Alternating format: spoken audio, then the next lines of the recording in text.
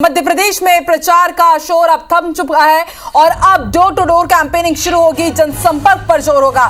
आपको बता दें 17 नवंबर को 230 सीटों पर मतदान होना है और इन 230 सीटों पर 2534 प्रत्याशियों की किस्मत दांव पर लगी हुई है। 64,523 मतदान केंद्र है जहां पर मतदान होने हैं और आपको बता दें करीब 5.5 करोड़ वोटर्स चुनेंगे मध्य प्रदेश की नई सरकार और 22 लाख से ज्यादा युवा पहली बार वोट करने वाले हैं। और 4 सहयोगी हमारे साथ इस वक्त जुड़ चुके हैं। मध्य प्रदेश के हर एक हिस्से का लाइव अपडेट आप तक पहुंचाएंगे। नवीन सिंह भोपाल से, विजेंद्र पांडे जबलपुर से, रवि हेमरा सिसोदिया इंदौर से हमारे साथ जुड़ चुके हैं और ग्वालियर की जानकारी हम तक पहुंचाएंगे नासिर। सबसे पहले रुक कर लेते हैं भोपाल का। नवीन, देखिए शाम 6 बजे जैसे ही 6 बजे हैं प्रचार प्रसार का शोर थम चुका है और अब डोर टू डोर कैंपेनिंग की शुरुआत होगी। अंतिम दिन की बात करें या इससे पहले आप देख रहे थे जब चुनावी शंखनाद किया जा रहा था, एक से बढ़कर एक दिग्गज आ रहे थे। धृतराष्ट्र की एंट्री हुई, यहां पर हमने देखा कि जय वीरू की जोड़ी की एंट्री हुई, राम रावण सब कुछ हमने देखा। क्या आपको लगता है आखिरी दिन किस तरह का शक्ति प्रदर्शन रहा तमाम दलों के सामने?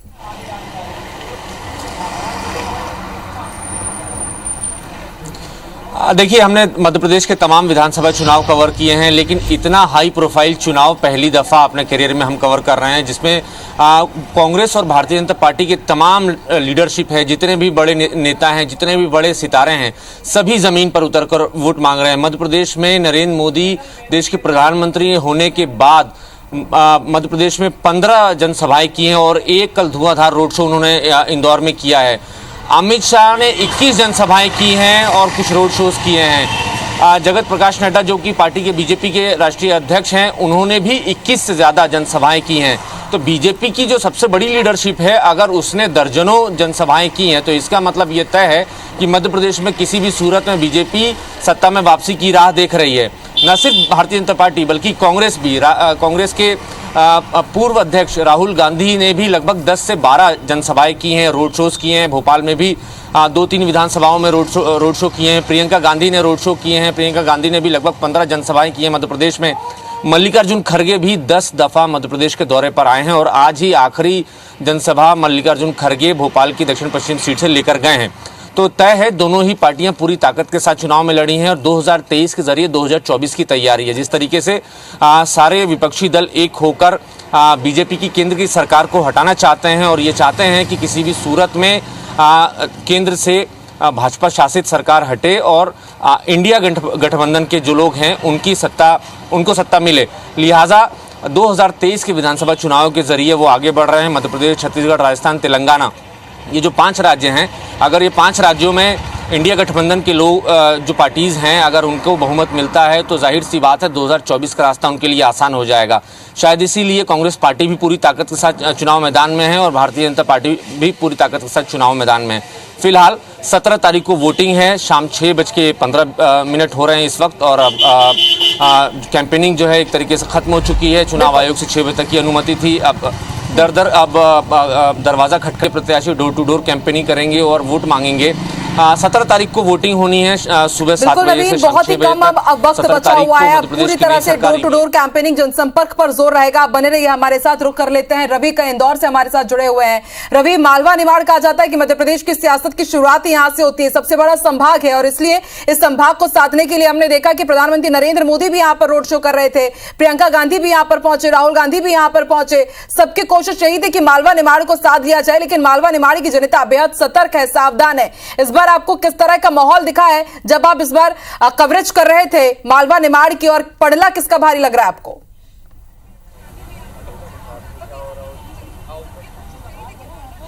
देखिए, सबसे बड़ी बात यह है कि समझना बहुत ज़रूरी है कि मध्य प्रदेश के में जब भी चुनाव हुए हैं तो दोनों ही पार्टियों का फोकस जो है वो मालवा निमाड़ रहा है। चाहे 2018 की बात कर लें या 2013 के चुनाव की बात कर लें, तब भी 57 सीटें बीजेपी लेके आई थी और उन्होंने अपने जो सरकार बनाई थी। 2018 की अगर हम बात कर लें तो 35 सीटें कांग्रेस लेकर आई थी और यही एक बड़ा रास्ता जो है भोपाल की सत्ता तक तय जो है कांग्रेस ने तय किया था।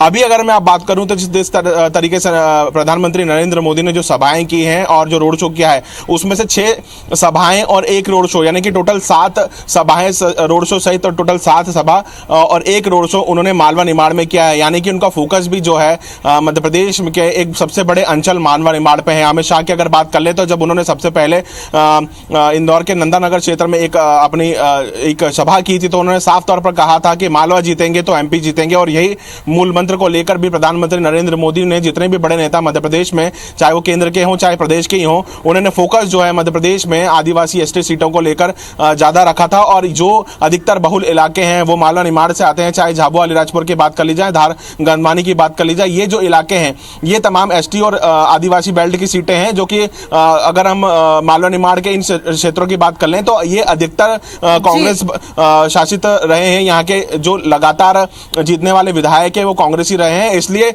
प्रधानमंत्री ने भी जब झाबुआ में सभा की, जब खंडवा में उन्होंने सभा की, तब भी फोकस उनका यही रहा कि आदिवासियों को कांग्रेस ने लगातार पिछले 100 पिछड़ा सिटी के तहत में रखा हुआ था, और उन्हें अपने कई बयानों में एक ये बात भी जाहिर की कि इन्हें आगे लाने के लिए मध्य प्रदेश में लगातार बीजेपी की सत्ता बने रहना बहुत आवश्यक है, और मालवा निमाड़ में खासकर। तो इसीलिए अगर हम बात करें तो जिस तरीके का आज का सिनेरियो जो अब तक हमने चुनाव कवरेज किया है उसमें यह बात तो बिल्कुल साफ हो गई है कि किसी भी प्रकार से सत्ता बीजेपी गंवाना नहीं चाहती, और मालवा निमाड़ में सबसे ज्यादा सीटें लाने का टारगेट है। जहां कांग्रेस की बात करें तो कांग्रेस यहां से 35 से 40 सीटों तक की बात कर रही है, तो वहीं बीजेपी का कहना है कि हम 50 से ज्यादा सीट इस अंचल में लेकर आएंगे। तो दोनों ही पार्टियों ने अपने दिग्गजों को मैदान में उतारा है। और मालवा निमाड़ पे चाहे हम प्रियंका गांधी की बात करें तो प्रियंका गांधी ने भी 7 सभाएं जो की है वो सिर्फ मालवा निमाड़ में की है, जिसमें इंदौर की अगर बात करें और मालवा निमाड़ के जो दूसरे अंचल उनकी हम बात कर ली जाए, तो दोनों का फोकस जो है वो यह अंचल रहा है, बड़ा अंचल है, और यहां से फर्क सीधे सीधे सत्ता बनाने में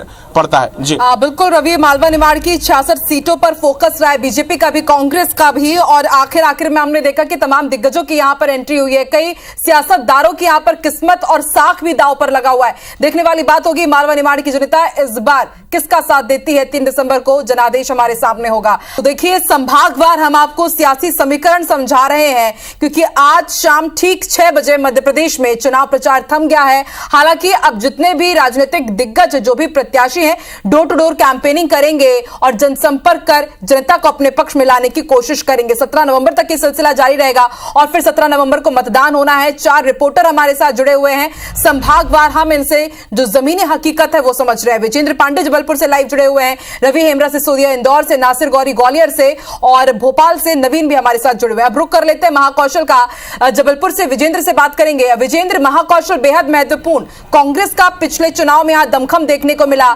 यही वजह रही कि प्रियंका गांधी यहां पर पहुंचती है, मां नर्मदा की आरती करती है। चुनावी शंखनाद जबलपुर से हुआ और जबलपुर भी खास फोकस में रहा, प्रधानमंत्री नरेंद्र मोदी के भी, केंद्रीय गृह मंत्री अमित शाह के भी, और इसके साथ हमने देखा भी कि किस तरह से कमलनाथ का गढ़ छिंदवाड़ा भी महाकौशल में ही आता है। तो सियासी समीकरण पूरे महाकौशल का क्या कह रहा है, किस तरह का माहौल आपने देखा विजेंद्र?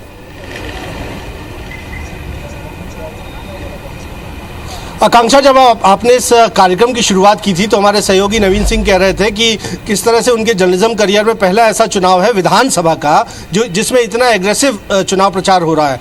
ये बात सच है, लेकिन ये भी बात सच है कि इस चुनाव में किसी भी पार्टी की लहर नहीं है, और अगर कोई पार्टी या नेता अपनी लहर होने का दावा करता है तो बात बेमानी साबित होती है, क्योंकि इस चुनाव में हमने देखा कि वोटर जो है खासा खामोश है, और यही वजह है कि इस खामोशी को या अंडर करंट को कहीं ना कहीं बीजेपी के शीर्ष नेतृत्व ने भांप लिया था, और बड़ी संख्या में सांसदों को चुनाव मैदान में उतार दिया गया, और प्रदेश नेतृत्व की जगह केंद्रीय नेतृत्व ने चुनाव प्रचार की कमान जो है अपने हाथ में ले ली। सीएम शिवराज का चेहरा पीछे हुआ और एमपी के मन में मोदी, पीएम के मन में मोदी के मन में मध्य प्रदेश का नारा दिया गया। और पहला ये जो चुनाव लगातार हो रहा है, केंद्रीय नेतृत्व सीधे तौर पर अपने हाथ पे कमान संभाले हुए है। बात महाकौशल की इसलिए भी ज़रूरी है क्योंकि जो सांसदों को चुनाव मैदान में उतारा गया, आकांक्षा, तो सबसे ज़्यादा सांसद भारतीय जनता पार्टी के महाकौशल अंचल से ही चुनाव मैदान में है। भले वो केंद्रीय मंत्री फग्गन सिंह कुलस्ते हो, प्रहलाद पटेल हो, सांसद राकेश सिंह हो या राव उदय प्रताप सिंह हो,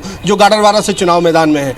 और ये इस कैंपेनिंग को लगातार रोड शो जो है, कल ही यहाँ पर अमित शाह का रोड शो हुआ, लगातार उससे पहले महाकौशल और आसपास के जिलों में जबलपुर में पीएम मोदी की सभाएं हुई और सबका प्रयास यही है कि जो कांग्रेस की मजबूती है वहाँ पर बेहतर परफॉर्म किया जाए। जो आकांक्षी विधानसभाओं की सूची भारतीय जनता पार्टी ने तैयार की थी उसमें महाकौशल से 24 आकांक्षी विधानसभाएं आती थी और एक निर्दलीय अगर मिला लिया जाए तो 25 सीटों पर बीजेपी कमबैक करना चाहती थी और यहाँ बड़ा एग्रेसिवली चुनाव प्रचार जो है उनकी ओर से किया गया।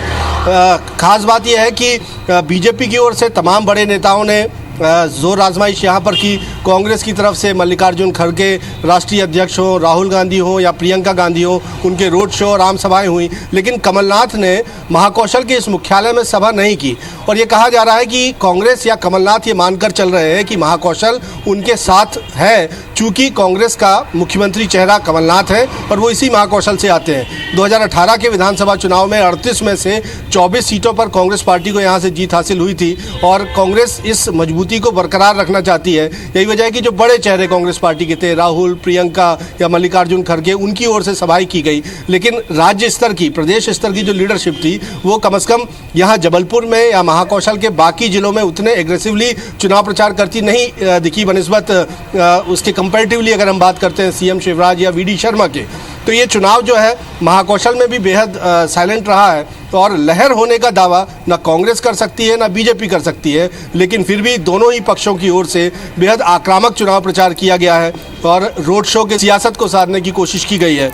और जाहिर सी बात है कि चुनाव प्रचार का जो शोर है वो थम गया है। अब डोर टू डोर जो तमाम प्रत्याशी है वो ज़रूर जाएंगे और देखना होगा कि महाकौशल का जो वोटर साइलेंट है वो किस पक्ष पर जाता है। जी बिल्कुल। अब चलिए ग्वालियर चंबल का रुख कर लेते हैं। कहा जाता है नासिर की चंबल से ग्वालियर तक की सीटें ही मध्य प्रदेश की सियासत की तासीर तय करती हैं और हमने देखा भी कि 2018 में यहां पर कांग्रेस ने कब्जा किया तो कांग्रेस की सरकार बनती है, लेकिन फिर जब 2019 में बगावत होती है तो यहां से पूरा परिदृश्य बदल जाता है। तो अब सिंधिया के सामने चुनौती है कि वो अपना गढ़ बचाए, कांग्रेस के सामने भी यही चुनौती है कि सिंधिया के ना रहते हुए 2018 का जो रिजल्ट था, 2018 का जो इतिहास था, 2023 में भी वो दोहरा पाए। और कई जो सियासतदार हैं उनकी भी यहां पर साख दांव पर लगी हुई है। तो ग्वालियर चंबल का सियासी समीकरण क्या कह रहा है नासिर?